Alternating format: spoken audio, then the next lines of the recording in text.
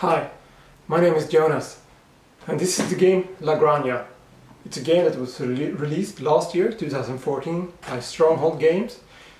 It was made by Andreas Odendahl and Michael Keller, and it's a Euro game. And in this video I will teach you how to play the game. So it's a rather long video because there are lots of rules in it, but hopefully after the video you will be able to just sit down and play the game. And hopefully you will enjoy it as much as I do. So this is the main board of La Granja. I've set it up for a 4-player game, and I'll go through the different parts of the board. On the left side we have the die revenue spaces. These are used during the second phase of each round, the revenue phase, where the dice are rolled and placed depending on what you roll, and then each player will be able to take a total of 2 dice and do the actions that the die corresponds to. On the right side we have the siesta track, which is basically the turn order track. So the higher you get on the siesta track, the earlier you will be in turn order. And you will also score a number of victory points, 1, 2 or 3, depending on how high you get during a round. After each round the siesta track will be reset, with the player reaching the furthest position coming up on top of the pile, like it is now. The start player is red, so he's on top. We also have in the middle the market. The market I'll tell you more about later, but this is used in the transportation phase, where you deliver goods to the different craft buildings. The craft buildings you see around the market, you have 6 different craft buildings. And in the beginning of the game only 3 of them are open, and this is randomly determined by the roll of a die. And we have 3 of them that are locked, and we have a number on these locks. So this is 1, 2 and 3, which means that this one will be unlocked first, and then this one, and this one will be the last one to be unlocked. And the way they unlock is that as soon as one has completed a delivery to one of the other craft buildings, that will unlock the 4th one. And as soon as a second craft building has been delivered to, then the 5th one will be open, and so on. On this board we also have the craft markers, which is basically the reward you get for completing a delivery to one of the craft buildings. So as soon as you complete this delivery of 6 coins, you will get the craft marker of 3 coin, which will give you an income of 3 coins every round. It will also give you 3 coins instantly. So all of the craft markers will give you an instant reward, and then it will give you a reward every round, either an income or it basically will improve an action for you. And as you can see, these craft buildings are divided into 4 rows, which means that each player will have his own or her own row to deliver to. And that's the main playing board of La Granja.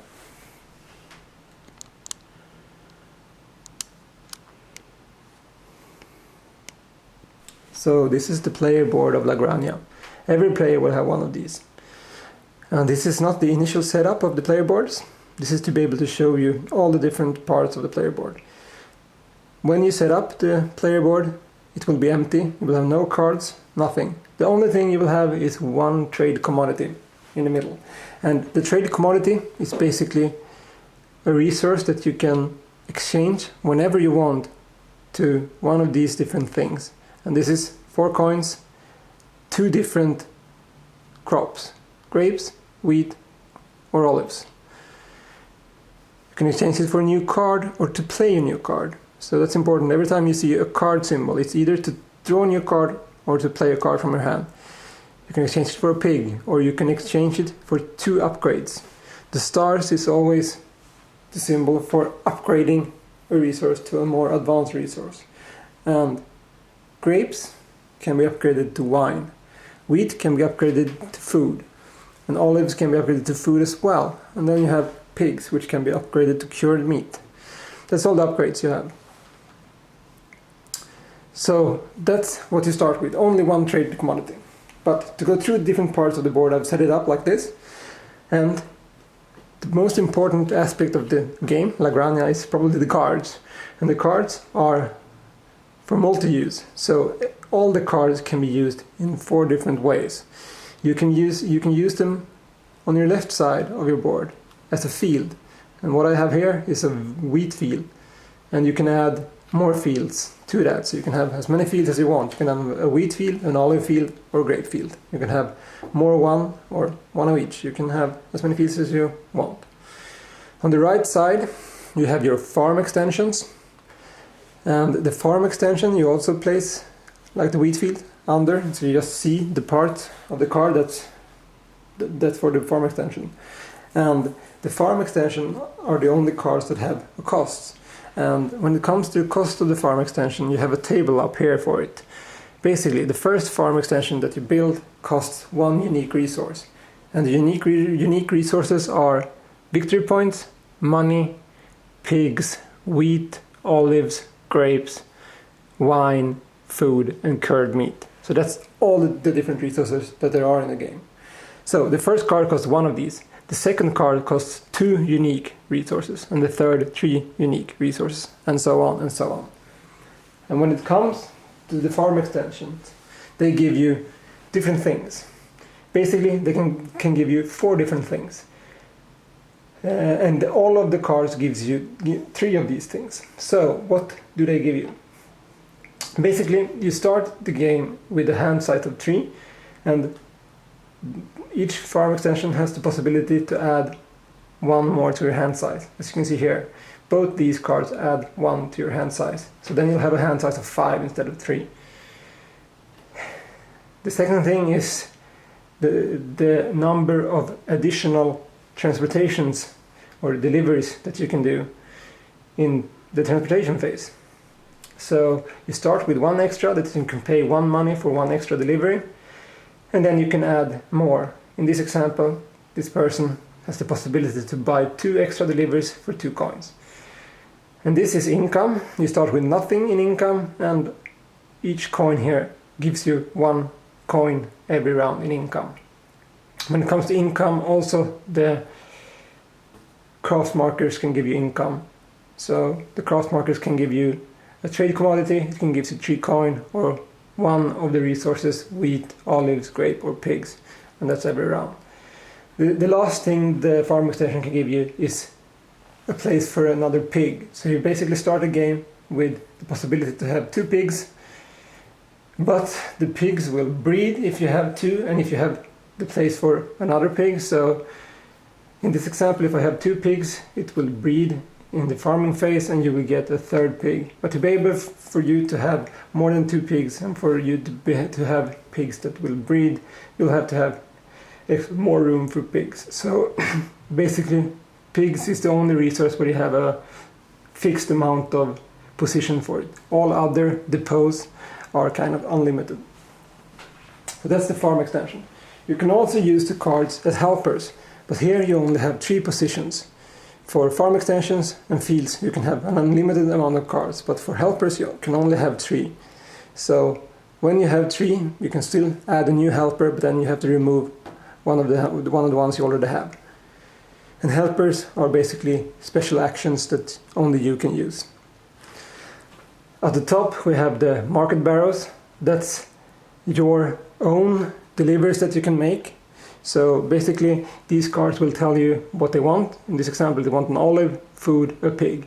And as soon as you have delivered all those 3 goods to these cards, you will get 1 trade commodity, and you will get 4 victory points. And then you will be able to put a marker in the market. I'll tell you how to do that later. So that's the 4 different ways to use your cards. On your player board, you also have positions to put your donkey markers. That's up on the left.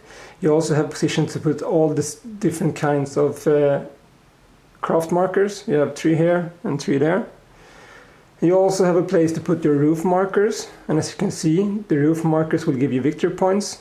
So you can only have 5 roof markers, and there will be a total of 6 possibilities for you to buy roof markers. So you can only buy a roof markers in 5 out of the 6 rounds. And the first roof marker you buy will give you nothing, but the second will give you 1 victory point, the third 2, the fourth 3, and the fifth 4 victory points. So the other thing we have on the player board is the depots for your goods. So you basically have your fields with goods, but you also have depots with goods. So you have 1 depot for olives, 1 for wheat, and 1 for grapes. And there you can have as many as you want. And you can buy from the bank an olive for 3, you can buy a wheat for 3, or a grape for 4. You can also sell these for 1 money for the wheat and the olive, and 2 money for the grape. And you also see the depots for the upgraded goods. Here you have for the food, so wheat and olives can be upgraded for 2 money to food, and grapes can be upgraded for 3 money to wine. Here on the right side we see the depot for pigs. You can buy a pig for 5 money, and you can sell a pig for 3, and you can upgrade it for 4 money to curd meat.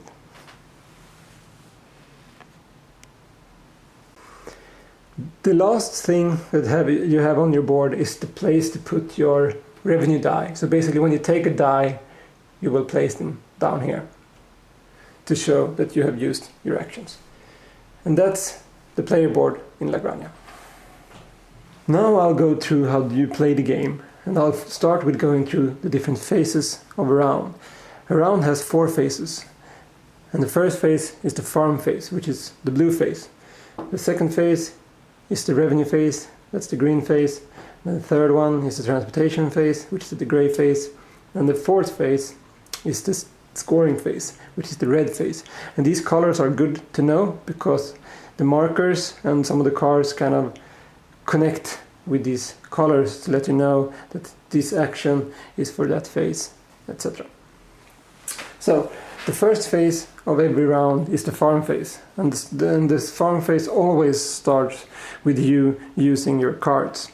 So at the beginning of the game you'll have 4 cards, and the first farm phase is a little bit special because in this one you play 2 cards. In all other farm phases you'll play 1 card. So you basically go through your cards and you choose what you want to do with them. For example, I might want to make a olive field, and I also want to have this helper, this herder. And that's my card phase of the farm phase. So then I'm done. After that you draw up to your hand limit, and the hand limit in the beginning of the game is 3. So I'll draw 1 card, and then I'm done with that. The later in the game you will have built farm extensions, which will give you a bigger hand size, which will give you more cards, which is good because then you have more options when it comes to what cards to play. The next thing that happens in the farm phase is the income. And income is depending on your farm extensions, which I have none to begin with, so I have 0 income, and also the craft markers will give you income. But since you start with none, you'll start with 0 income. So you will just have to make do with the 1 coin you start with. The third thing that happens in the farm phase is that all your fields grow crops. So in this case I have an olive field, so I'll put a marker in my olive field, which means that I have an olive there. And also if you would have had pigs, if you would have had 2 pigs and a place for a 3rd pig, they would breed and you would get a 3rd pig. The fourth thing that happens in the farm phase is the purchase of the roof markers. And the first round is a little bit special here as well, because here you purchase them in the reverse player order. In all the other rounds you'll buy them in the player order. So in this example the 4th player would buy first, and me as the starting player would buy the last one. And when it comes to the roof markers, basically the bonus actions they give are pretty much as good in the first round as in the 6th round. The only difference is that the 6th one costs more, so it's pretty good to buy them early. So let's say that the pig was left for me. That basically means that when I want to, I can get an extra pig, a pig for free. So these different roof markers gives you different resources and stuff. So I'll put my roof marker in my roof hole, and when I've used it, I could use it instantly, for example, and take a pig. But then I have to flip it so everybody see that I have used it. So that's basically the farm phase. You play cards, you draw cards, you get your income, your fields, your crops will grow in your fields, and the pigs will breed if you have 2 of them and place for a 3rd one, and then you'll buy roof markers. The second phase of the game is the revenue die. So in this phase, the player will roll all the die, and for 4 players there's 9 die, for 3 players there's 7, and for 2 there's 5, and then they just put them in the different slots depending on what you rolled.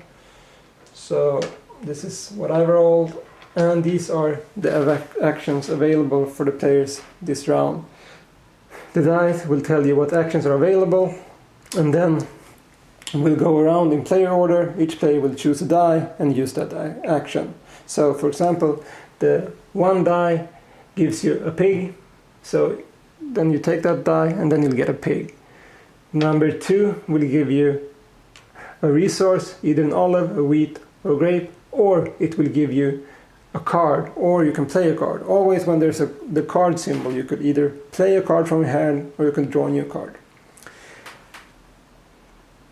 The number 3 is that you get 2 different resources of grapes, wheat, and olives. So you can choose 2 of those. The 4 one is you get 4 coins.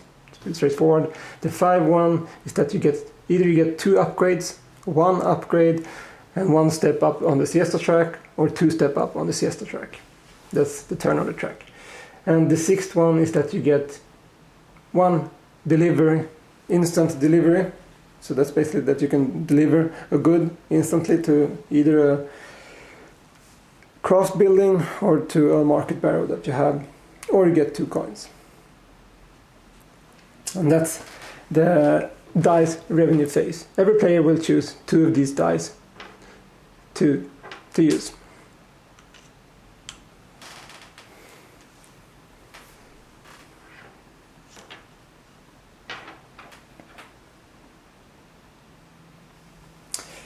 The 3rd phase is the transportation phase. So this is the phase when we do our deliveries to the market or to our own market barrows. And the start of the transportation phase starts with us using our donkey markers. And every player will secretly choose a donkey marker to play this round and play it face down, and everybody will flip them at the same time to show what they want to do this round. So for example, I took the 4 donkey one, so I will do 4 deliveries this round and take no extra step up on the siesta track. And what's important here is that when I've chosen this marker with 4 donkeys, I will not be able to use it next round. The next round I only have these 3 to choose from. So for example, next round I might choose this one, and then on the 3rd round I only have 2 to choose from. I might choose that one, but then I get everything back and I can choose between all of the 4 again. So that's how the donkey markers work. So after each player have selected their donkey marker and everybody has revealed them, everybody will take their steps up the siesta track, and instantly the turn order will change. So a person that has gone further on the siesta track will make his deliveries before a person who's took just a few steps. So taking lots of deliveries, that might be good, but you might have to do them last, so people might be able to do what you want to do before you get a chance to do them. So after the turn order has been changed, the players will do their deliveries in turn order, and the deliveries can be done either to the craft buildings around the market or to your own market barrows if you have one of those.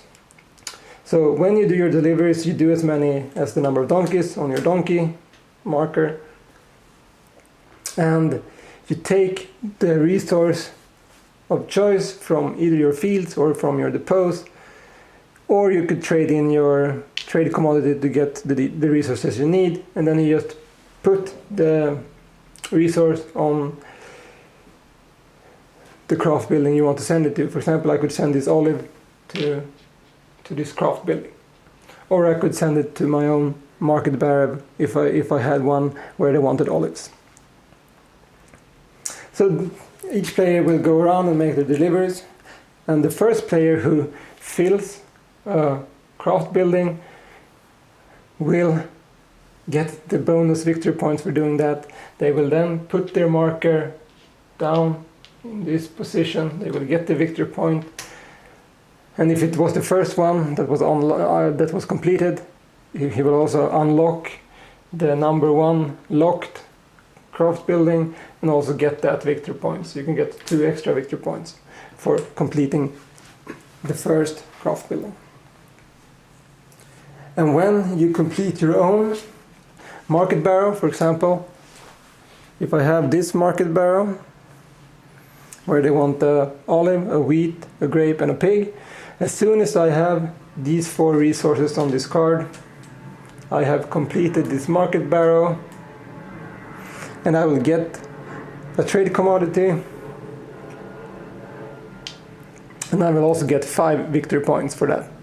And the victory points are these markers, so these are secret. And when you complete a market barrow, you will also get to place one of your markers up in the market, and you place it depending on what number of victory points you received from that card. In this example, I received 5 victory points. I'll have to put it on a number 5 position in the market.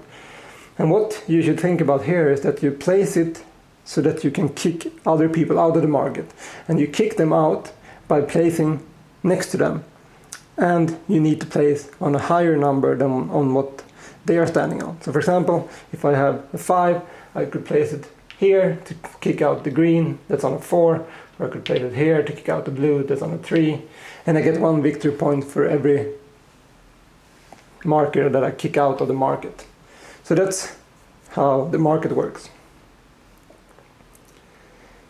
When it's your time to deliver, you could also buy those extra deliveries. For example, if you only had the mark with 1 donkey, you could only make 1 delivery, but if you wanted to do more, you could always buy more. For example, you have 1 extra delivery that you can buy for 1 coin to start with, but you can also have farm extensions that give you the possibility to buy more deliveries. So when every player have made the deliveries and bought their extra deliveries, the transportation phase is over. After the transportation phase, we go into the scoring phase. The scoring phase is very simple. Each player will score a number of victory points depending on the number of markers they have in the market. In this example, red have 2 markers, so they will score 2 victory points. Then each player will score victory points depending on where on the siesta track they are. So if red would have been here, they would have scored 1 victory point. After that, the turn order will be reset depending on where the positions of the players are. So if this is the position, the turn order will be like this, that green, who had gone the furthest, will be the first player on the next round. The last thing that will happen in a round is that the roof marker that weren't bought are removed, and the new roof markers are placed face up for the next round. That's all the phases of the game. So, that is my video of La Granja. Hopefully I didn't miss any rules, and hopefully you found it enjoyable to watch, and that you learned how to play the game, and that you now can sit down and just play it. There's a few things I want to mention before I end, and that's basically the importance of how you score points. I think I went through all the ways you could score points, but basically the 2 most important ways to score points is through making deliveries either to your market barrow or making deliveries to the craft buildings. And it's important in this game to not forget about the turn order track. It gives you some victory point, but it also gives you the position that you need, because being first in turn order might be very important sometimes, to be able to be the one who first finishes a craft building or such. Other ways to score victory point is through buying the roof markers, so it's good to buy those 5 that you have room for. You can also get some victory points through cards, etc. So there are a number of ways to score points, so be sure to try to maximize your deliveries to get enough points to win. Another important thing is, in the end, of course it ends after 6 rounds, is that you can sell all your resources to get money, but you can't sell the resources that in any of your fields, or you can't sell the upgraded resources. So the only resources you can sell are basically the ones that are in your depots that aren't upgraded. So sell all of those and then exchange all your money in a ratio of 5:1 to victory points, and then count together all your victory points, and whoever has the most is the winner.